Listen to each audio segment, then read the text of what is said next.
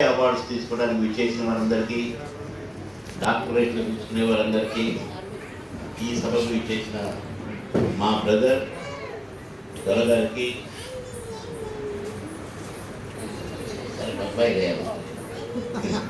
అందరికీ కూడా నా అభినందనలు, నమస్కారాలు. చాలా సంతోషం. ఎందుకంటే సమాజంలో నేను ఎన్నో రకాల వాళ్ళని చూశాను. స్టూడెంట్గా చూసా, ఉద్యోగిగా, తహసీల్దార్ ఉద్యోగిగా చూసా, రెవెన్యూ ఇన్స్పెక్టర్గా చూసా, ఆ నుంచి సినిమా యాక్టర్గా చూసా, 3 సార్లు ఎమ్మెల్యేగా చూసా, 2 రాష్ట్రాలకు క్యాబినెట్ మంత్రిగా చూసా. చూస్తూనే ఉన్నా.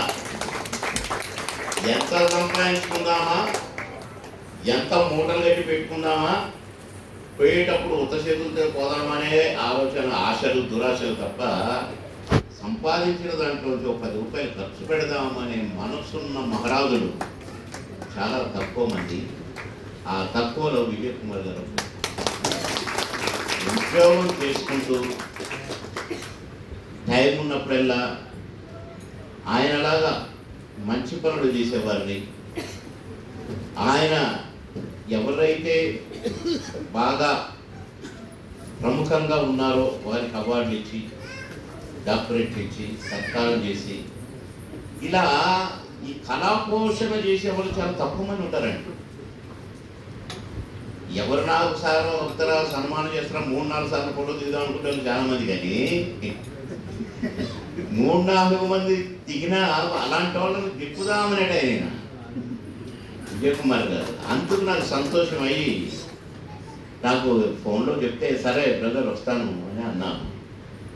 నాకు నచ్చితే నేను ఎంత చిన్న ప్రోగ్రాంకైనా వెళ్తాను, నచ్చకపోతే ఎంత పెద్ద ప్రోగ్రాం అయినా వెళ్ళను. మంచి మనసుతో చేసే ప్రోగ్రాం అంటే నాకు ఇష్టం.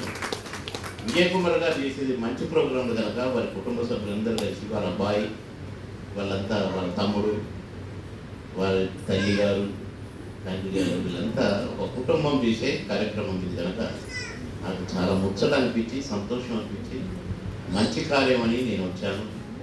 అవార్డులు తీసుకున్న వాళ్ళందరికీ అభినందనలు, డాక్టరేట్లు తీసుకున్న వాళ్ళకి అభినందనలు, వాళ్ళందరికీ కూడా congrats.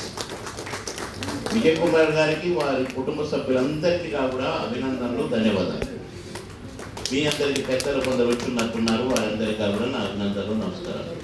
Thank you very much.